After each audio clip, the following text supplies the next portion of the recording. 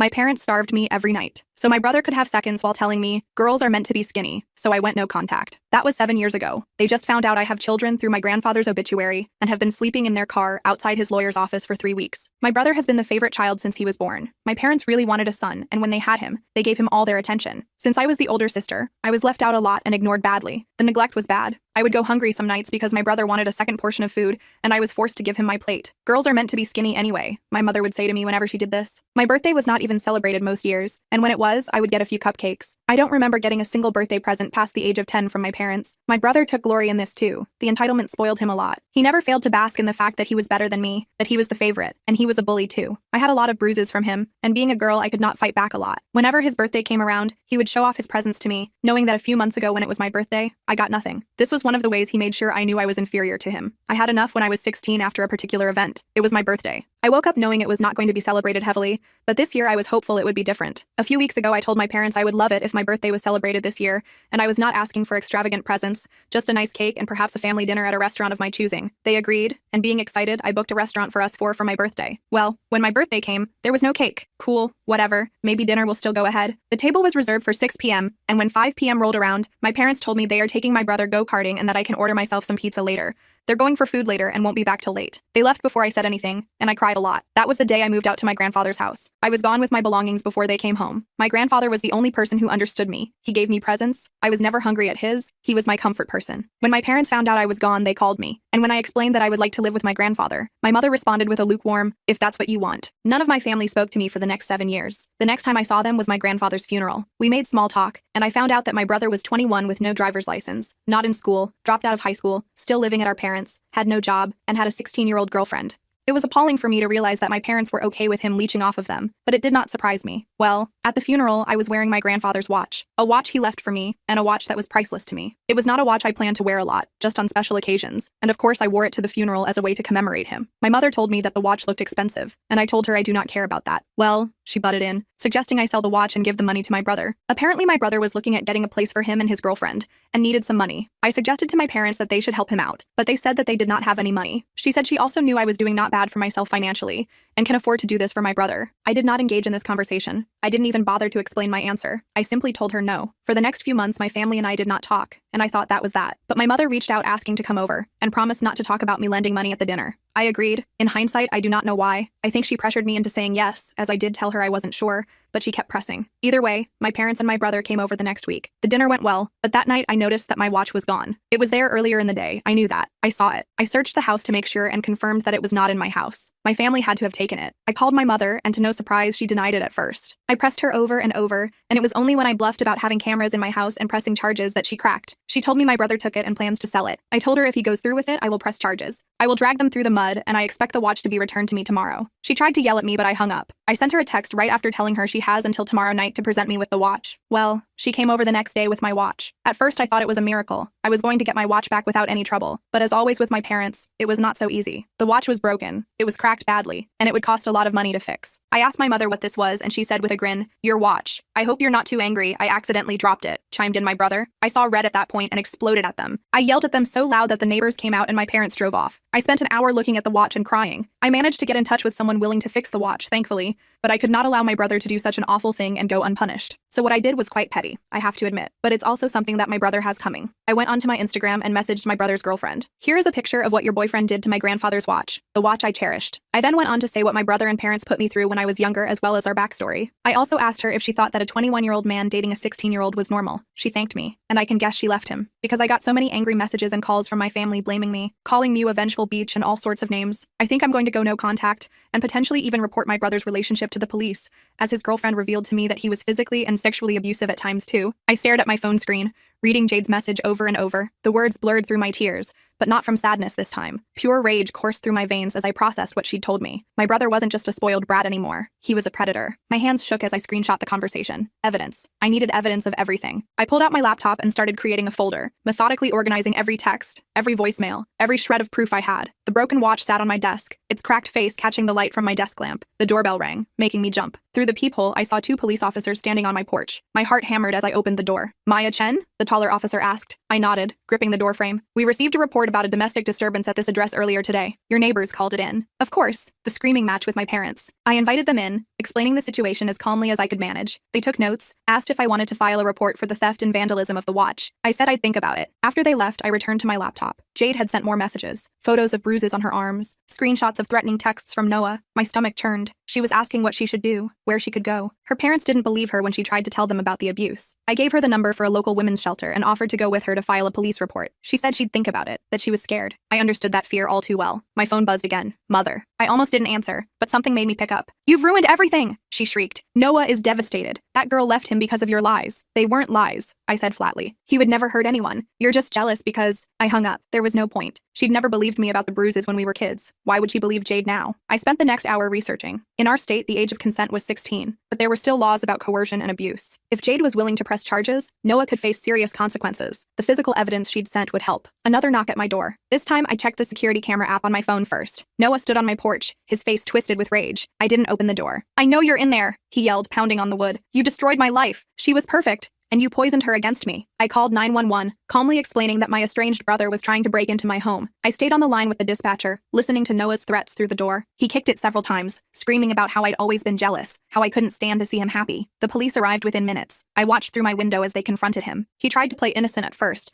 then got aggressive when they wouldn't let him leave. They ended up arresting him for disorderly conduct and criminal mischief after seeing the damage he'd done to my door. I gave my statement to the officers, showing them the security footage and explaining our history. One of them, a woman about my mother's age, looked at me with sympathy. Do you have somewhere safe to stay tonight? She asked. I nodded. My house was safe. I'd made sure of that when I bought it. Security system, cameras, reinforced doors, all the things I'd wished for as a child. After they left with Noah in custody, I sat in my living room, processing everything. My phone had been silent for almost an hour. I checked it to find a message from an unknown number. This is Jade's mom. She told me everything. Thank you for reaching out to her. We're getting her help. I cried then. Really cried. Not for my broken watch or my broken family, but for that girl who might have a chance now. A chance I never had. The next morning, I woke to dozens of missed calls. My father, various aunts and uncles, cousins I hadn't spoken to in years. The family grapevine had been busy. I didn't listen to the voicemails. Instead, I drove to the watch repair shop. The elderly man behind the counter examined the damage with a jeweler's loupe, clicking his tongue. This is deliberate damage, he said. Someone wanted to hurt you by destroying this. I nodded. Can you fix it? He studied it more carefully, then smiled. Yes, it will take time and money, but I can restore it. Your grandfather would want you to have it whole again. How did you know it was my grandfather's? The inscription inside. To Peter, love always Ruth. I knew Peter Chen. Good man. He brought this watch to me once before, years ago, to have it cleaned. Talked about his granddaughter the whole time. Fresh tears stung my eyes. Even here in this little shop, Grandpa had been thinking of me. I left the watch with him and drove to work. My boss took one look at my face and sent me home, telling me to take a few days. I appreciated the gesture but didn't need it. Work was my escape, my proof that I'd made something of myself despite everything. That afternoon, Jade called. She was at the shelter, safe. Her parents were supportive now that they knew the truth. She wanted to press charges, but she was scared of my family's retaliation. They'll blame me, I told her honestly. They'll say horrible things about both of us. But you know what? Their opinions don't matter. What matters is your safety and holding him accountable. We talked for an hour. By the end, she decided to move forward with pressing charges. I gave her the contact information for a lawyer who specialized in these cases, someone I'd researched that morning. That evening, my mother showed up at my door. I watched her through the camera as she stood there looking older than I remembered. She wasn't yelling or pounding on the door, just standing. After 10 minutes, she left an envelope and drove away. I waited another hour before retrieving it. Inside was a check for the exact amount the watch repair would cost, and a note. This doesn't make up for anything. I know that now. I stared at the check, torn between tearing it up and cashing it. In the end, I decided to cash it and donate the money to the women's shelter where Jade was staying. It felt like the right thing to do. The next few days blurred together. Noah was released on bail, but with a restraining order keeping him away from both Jade and me. The family calls and messages continued, but I stopped checking them. I changed my phone number, giving the new one only to my boss and the lawyer helping Jade. A week later, I sat in a police station interview room, giving my statement about our childhood. The detective, a man with kind eyes and gray temples, listened without judgment as I described the neglect, the hunger, the bruises. He asked why I'd never reported it before.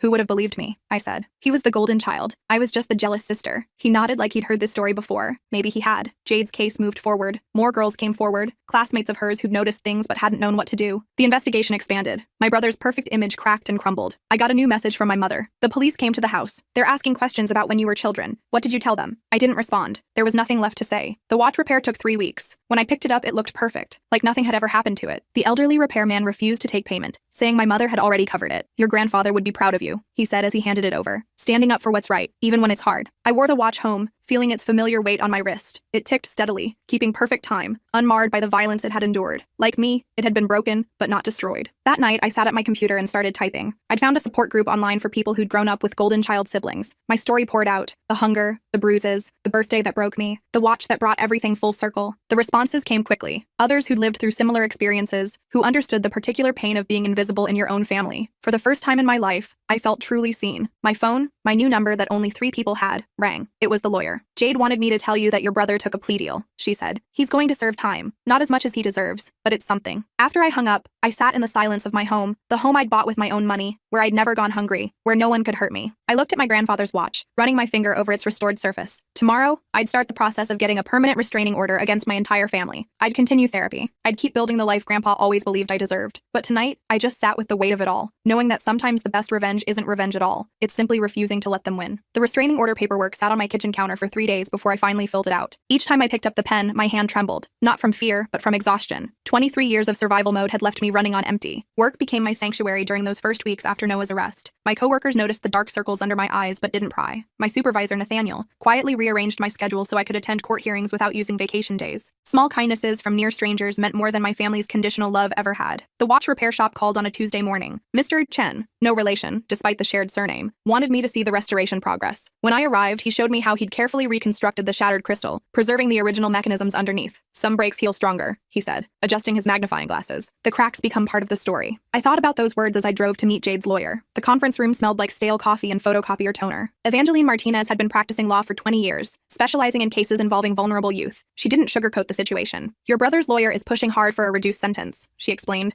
sliding documents across the table. "They're painting Jade as a troubled teen who pursued an older man. Classic victim-blaming tactics." My stomach turned. Of course they were. Noah had learned manipulation from the best, our mother. "What do you need from me?" I asked. "Your testimony about the pattern of abuse could be crucial, but I need to warn you, they'll try to discredit you. Paint you as the bitter sister seeking revenge." I almost laughed. Bitter? Yes. Seeking revenge? That ship had sailed the moment Jade told me about the bruises. The first hearing arrived faster than expected. I sat in the courthouse hallway, watching families pass by. Normal families, or at least families pretending to be normal. My phone buzzed with a text from an unknown number. "You always were dramatic. This charade ends now." My mother had found my new number. Of course she had. I blocked it immediately and made a mental note to change numbers again. Inside the courtroom, I saw my family for the first time since that night at my house. My father had aged 10 years in 3 weeks. My mother sat rigid, her perfectly styled hair unable to mask the stress lines creasing her forehead. Noah wore a suit that didn't quite fit, probably borrowed from our father. He'd lost weight in jail. When I took the stand, I focused on Evangeline's encouraging nod. The questions started simple: my name, my relationship to the defendant. Then they dug deeper. "Can you describe your childhood relationship with your brother?" The words came slowly at first, then faster. The hungry nights, the bruises hidden under long sleeves, the birthday that broke something inside me. I kept my voice steady, clinical almost, just facts, no emotion. Noah's lawyer, a sharp-dressed man named Sebastian Reeves,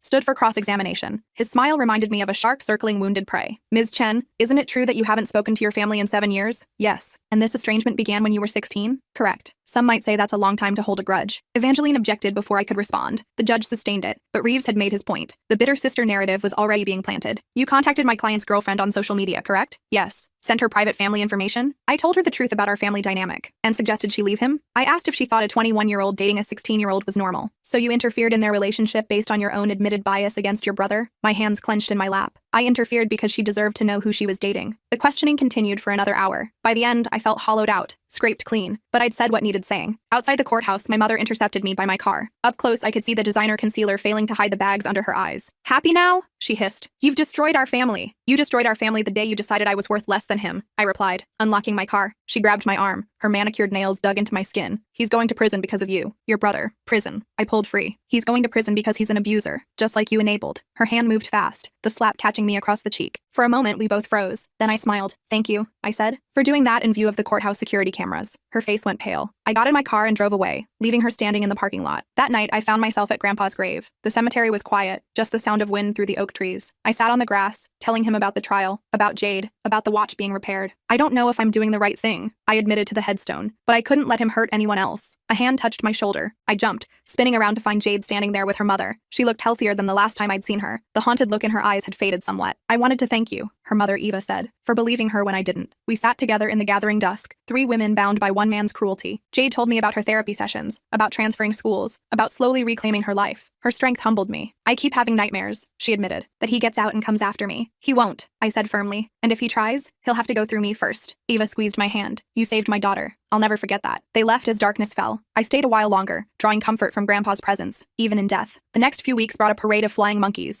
Family members dispatched to guilt, threaten, or manipulate me into dropping my support for Jade. My aunt called crying about how the scandal was killing my mother. My uncle sent long emails about family loyalty. Cousins I hadn't spoken to since childhood suddenly remembered I existed. I blocked them all. Work became increasingly difficult to focus on. I made stupid mistakes, forgot important meetings. Nathaniel finally pulled me aside. Take some time off, he said gently. Paid leave. Get your head straight. I wanted to refuse, to prove I could handle everything, but he was right. I was drowning on dry land. During my leave, I threw myself into supporting Jade's case. I connected her with other survivors who'd testified against their abusers. I researched legal precedents. I documented every threatening message from my family, building an ever-growing file of evidence. One morning, I woke to find my car tires slashed. No note, no obvious evidence, but I knew.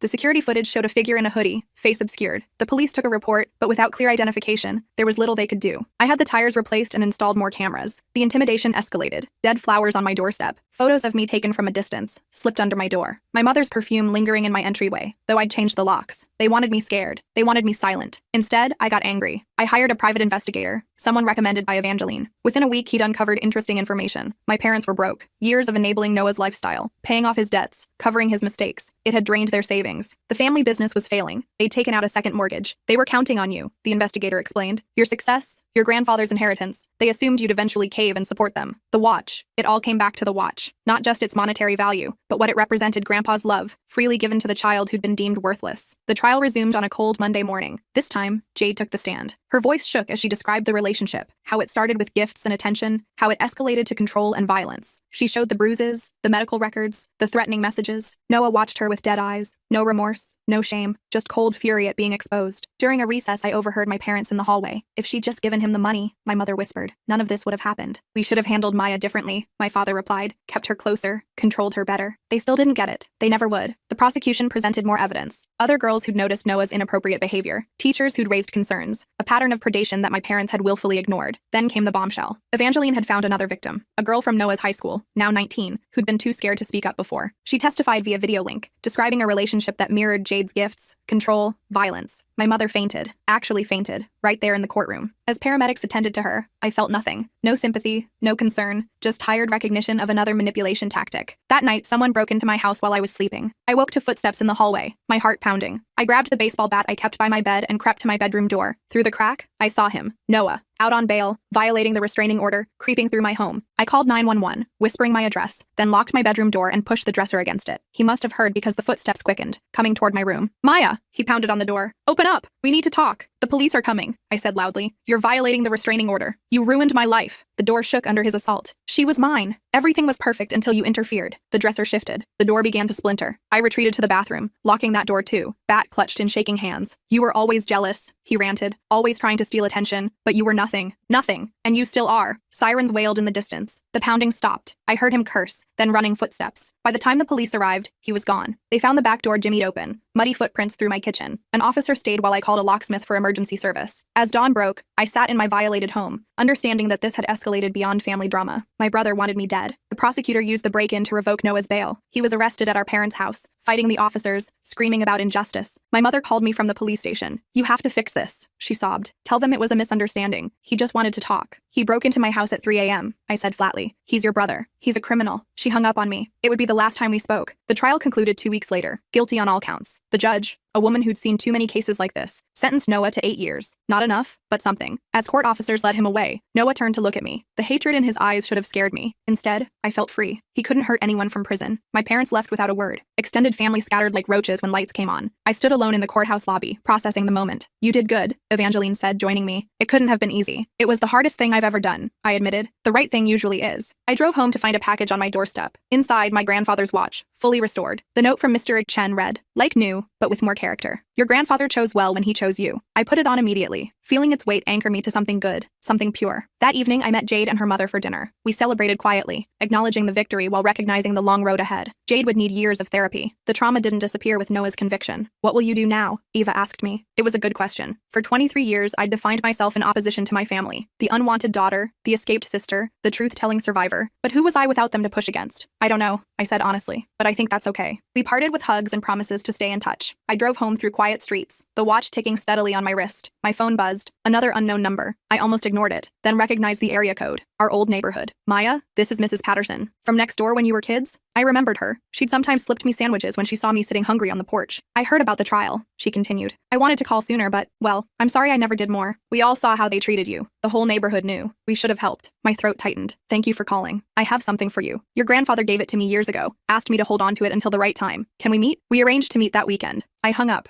curious about what other secrets Grandpa had left behind. The house felt different now, safer, despite the break-in. I'd installed new locks, better security, but that wasn't it. The threat was contained. For the first time in my life, I didn't have to look over my shoulder. I made tea and sat at my kitchen table, pulling out the journal I'd started during the trial. Writing helped process the chaos, page after page of memories, revelations, grief, and anger, but also hope, also healing. My phone rang. Nathaniel from work. Hey, just checking in. You don't have to answer, but the team misses you. Whenever you're ready to come back, we're here. Thanks, I said, meaning it. Maybe next week. Take your time. Healing isn't linear. After we hung up, I sat in the quiet of my home. Tomorrow, I'd start therapy again. I'd meet with Mrs. Patterson. I'd continue rebuilding. But tonight, I just existed. No crisis to manage, no family to appease or avoid. Just me, my grandfather's watch, and the possibility of a future I got to define. The watch ticked on, keeping perfect time, carrying me forward into whatever came next. I met Mrs. Patterson that Saturday at a small coffee shop downtown. She looked exactly as I remembered. Silver hair pulled back in a neat bun, kind eyes behind wire-rimmed glasses. She clutched a manila envelope against her chest as she stood to greet me. Maya, dear, she said, pulling me into a hug that smelled like lavender and fresh bread. You look well. We ordered coffee and found a quiet corner table. She slid the envelope across to me with trembling hands. Your grandfather gave this to me about 6 months before he passed, she explained. He said I'd know when the right time came to give it to you. Inside the envelope, I found several documents. A letter in Grandpa's handwriting, bank statements, and photographs, dozens of them. Pictures of me throughout my childhood that I'd never seen before. Me reading under the big oak tree in his backyard. Me helping him in his garden. Me asleep on his couch, finally safe. The letter was dated just weeks before his death. My dearest Maya, if you're reading this, it means the storm has finally broken. I've watched you grow from a neglected child into a strong woman, and my only regret is that I couldn't protect you sooner. The attached account has been growing since the day you came to live with me. It's not much, but it's yours, for the life you deserve to build. Never doubt that you were loved completely. Grandpa Peter. The bank statements showed a savings account in my name with enough money to cover several months of expenses. Not a fortune, but a safety net. Even in death, he was still protecting me. He talked about you constantly, Mrs. Patterson said softly, worried about what would happen when he was gone. He knew your family would try to take everything from you. I flipped through the photographs, each one a reminder that someone had seen me, had thought I was worth documenting. My throat felt tight. There's one more thing, she said, reaching into her purse. She pulled out a small jewelry box. He wanted you to have this too, but only after. Well, after things with your family reached their conclusion. Inside was a delicate gold necklace with a small compass pendant. I recognized it immediately. Grandpa had worn it every day. He used to let me play with it when I was small, telling me stories about how it would always help me find my way home. I put it on immediately, feeling its weight settle against my chest. Between the watch and the necklace, I carried pieces of him with me always. Mrs. Patterson reached across the table and squeezed my hand. I'm sorry I never did more when you were young. We all knew what was happening, but we didn't know how to help. You fed me when I was hungry, I reminded her. That was everything. We talked for another hour. She told me stories about Grandpa I'd never heard, about how he'd fought with my parents over their treatment of me, how he'd consulted lawyers about custody but been told his chances were slim, how he'd never stopped trying to protect me, even when I didn't know it. When we parted, she hugged me again. You've grown into exactly the woman he knew you'd become, she said, strong and kind, despite everything. I drove home with the envelope on my passenger seat, processing this new revelation. Even now, months after his death, Grandpa was still looking out for me. My phone rang as I pulled into my driveway. Evangeline. Maya, I wanted to give you a heads up. Your parents have hired a lawyer. They're planning to contest your grandfather's will, claiming undue influence. My stomach dropped. Of course they were. The watch, the house he'd left me, now this hidden account. They wanted it all. Do they have a case? I asked. Not a strong one, but they're also filing a civil suit against you for defamation and emotional distress related to Noah's conviction. I laughed. Actually laughed. The audacity was almost admirable. Let them try, I said. I have evidence of everything. That's what I like to hear. I'll handle this. Don't worry. But I wasn't worried. For the first time in my life, I had resources. Not just money, but proof of love, documentation of truth, and people willing to fight beside me. That night, I sat at my computer updating my resume. The leave from work had given me clarity. I needed a fresh start, somewhere my family's shadow couldn't reach. I'd started applying to jobs in other cities, other states. The world felt suddenly full of possibilities. My security system chimed. Motion at the front door. I checked the camera to see my father standing on my porch, alone. He looked haggard, shoulders slumped in defeat. I didn't open the door, but I did turn on the intercom. What do you want? I asked. He startled at my voice, looking around before spotting the camera. Maya, please, can we talk? We're talking now. He shifted uncomfortably. Your mother doesn't know I'm here. First, I wanted to apologize. I said nothing, waiting. We failed you, he continued, voice cracking. I failed you. I see that now. What we did, what we allowed Noah to do, it was wrong. Is this about the lawsuit? I asked flatly. Because if you're here to manipulate me, no. He looked genuinely shocked. I didn't even know about that until today. Your mother, she's spiraling. She won't accept what Noah did. She keeps saying it's all a misunderstanding, that you poisoned everyone against him. And you? What do you say? He was quiet for a long moment. I say my son is exactly what we made him, and my daughter survived despite us. It was the closest thing to accountability I'd ever heard from him, but it wasn't enough. Not nearly enough. I can't undo the past, he said, but I wanted you to know. I'm getting help. Therapy. Trying to understand how I let this happen. Good for you, I said, meaning it. But that doesn't change anything between us. I know. I don't expect forgiveness. I wanted you to know. He stood there for another moment, then turned and walked back to his car. I watched him drive away, feeling nothing but tired recognition. Too little, too late. The next morning brought more drama. A process server at my door with papers. The civil suit as promised. I flipped through it, almost amused by the accusations. Defamation. Intentional infliction of emotional distress. Interference with family relationships. They were seeking damages that exceeded my entire net worth. I called Evangeline immediately. Don't worry, she assured me. This is desperation. They're throwing everything at the wall to see what sticks. We'll file a countersuit for the theft and destruction of the watch, the years of abuse, the attempted break-in. They open this door, we'll walk through it. Over the next few days, I gathered more evidence. Medical records from my teenage years showing malnutrition. School reports documenting concerns about my welfare. Character witnesses who'd seen the neglect firsthand. The case my family was building against me was actually strengthening my position. Jade called midweek with an update.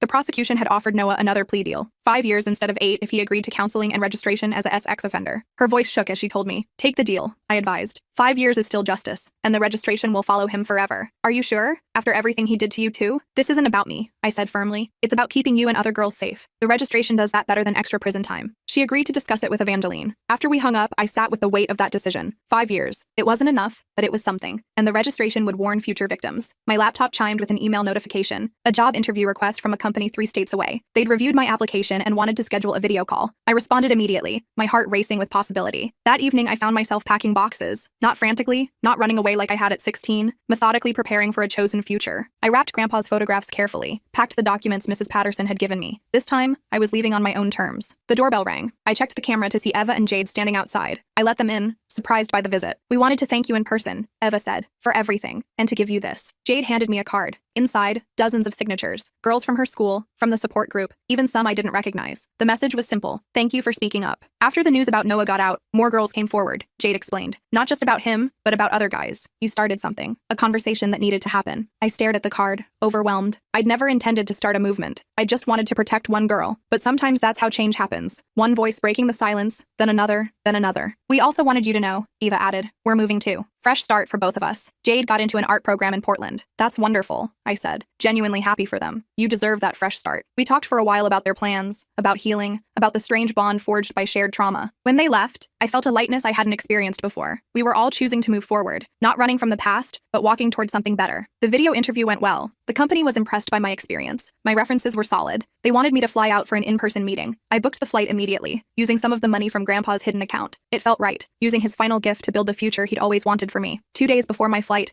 the family lawsuit took an unexpected turn. My uncle called, not to harass me, but to inform me that he'd been subpoenaed as a witness. For my side, I told my lawyer about the birthday parties, he said quietly. How Noah always got celebrations while you got nothing. About finding you crying in the garage that Christmas when they gave him a bike and told you girls didn't need toys. I should have said something then. I'm saying it now. The family was fracturing, some siding with my parents, others finally acknowledging what they'd always known but ignored. The golden child narrative was crumbling, and with it, my parents' version of reality. I flew out for the job interview feeling hopeful. The city was beautiful, full of possibility. The interview went even better in person. They offered me the position on the spot, better salary, full relocation assistance, a chance to build something new. I accepted immediately. Flying home, I stared out the window at clouds and felt Grandpa's compass pendant against my chest, finding my way home, just like he'd promised. Only now I understood. Home wasn't a place. It was the life I chose to build. The moving truck arrived 2 weeks later. I'd given notice at work, settled my affairs, prepared for the transition. My parents made one last desperate attempt, showing up as the movers loaded boxes. "You can't just leave," my mother said, mascara already running. "We're your family." "No," I said calmly. "Family doesn't steal from each other. Family doesn't enable abuse. Family doesn't sue each other for telling the truth. We'll drop the lawsuit," my father offered quickly. "Just stay. We can work this out." I almost felt sorry for them. Almost. But I was done sacrificing myself for their comfort. "The lawsuit doesn't matter," I told them. "I'm leaving because I choose to. Because I deserve a life free from your toxicity." My mother lunged forward, but the movers stepped between us. "Ma'am, you need to leave," one said firmly. "This is private property." They retreated to their car but didn't leave, watching as my life was loaded into the truck. I felt their eyes on me but didn't look back. I'd given them 23 years. They wouldn't get another minute. The drive to my new city took 2 days. I stopped at Grandpa's grave on the way, leaving fresh flowers and a photo of us together, one Mrs. Patterson had given me. "I'm finding my way home," I told his headstone, "just like you taught me." The new apartment was small but bright, with windows that let in morning sun. I unpacked slowly, placing Grandpa's watch in a place of honor, hanging the photographs Mrs. Patterson had given me. This was my space, untouched by their poison. My first day at the new job, I wore Grandpa's watch and compass necklace. talismans of love, reminders that I was worth protecting. My coworkers were welcoming, the work engaging. I threw myself into building this new life with the same determination that had helped me survive the old one. 6 months later, I got a call from Evangeline. The civil suit had been dismissed with prejudice. My parents' lawyer had withdrawn after reviewing the evidence we'd compiled. The will contest had also failed. Everything Grandpa left me was legally, indisputably mine. There's one more thing, she said. Noah was denied parole. Jade testified at the hearing about the ongoing impact. He'll serve the full 5 years. Justice. Not perfect, not complete, but justice nonetheless. A year into my new life, I got a message from Jade. She was thriving in art school, her work processing trauma into beauty. She'd started dating someone kind, someone who understood boundaries. She was healing. You saved my life, she wrote. I'll never forget that. But I hadn't saved her. I'd just held up a mirror, shown her what she already knew, but was too scared to see. She'd saved herself. My phone rang one evening, an unknown number, but I recognized the area code. My old city. I almost didn't answer. Then curiosity won. Maya? The voice was familiar but aged. This is your Aunt Sarah. I know you probably don't want to hear from any of us, but I thought you should know. Your mother had a heart attack. She's stable, but it's been rough since you left. I felt nothing. No surge of concern, no guilt, just empty acknowledgement. Thank you for telling me, I said. Will you come see her? Number silence. Then, I understand. I'm sorry, Maya, for all of it. I hung up and went back to making dinner. My hands didn't shake. My appetite didn't vanish. Their crises were no longer mine to manage. 2 years passed. I advanced at work, made friends, built a life filled with chosen family. I dated carefully, honestly, explaining my boundaries up front. Some couldn't handle it. Others understood, having their own stories of survival. Then one day, a letter arrived. My father's handwriting. I almost threw it away unopened, but curiosity won again. Maya, I'm writing because I need you to know. Noah is getting out next month. Early release for good behavior. Your mother is already preparing his room, convinced he's changed. He hasn't. I've filed for divorce, but I wanted to warn you. Stay safe. I'm sorry for everything. Dad. I sat with the letter for a long time. Noah, free again. My father, finally seeing clearly but still too late. My mother, forever enabling, forever blind. I called Evangeline, then the police in my new city, alerting them to the situation. Updated my security system. Informed my employer. Took precautions without letting fear rule me. The day Noah was released, I got a notification from my security system. Motion detected at my old apartment, the one I'd left 2 years ago. He'd gone looking for me and found empty space. Good. Jade called that night. He showed up at my parents' house, she said. The police arrested him for violating the protection order. He's going back to jail. Some people never learn, but we had. Life continued. I got promoted. Traveled to places Grandpa had told me stories about. Met someone who understood that love meant respect, not control. Built the life my family said I didn't deserve. 5 years after leaving, I stood in my office looking at the city skyline. Grandpa's watch ticked steadily on my wrist. The compass pendant caught the light. I'd found my way home, just like he promised. My phone buzzed. A text from an unknown number. This is Noah. I know you destroyed my life. I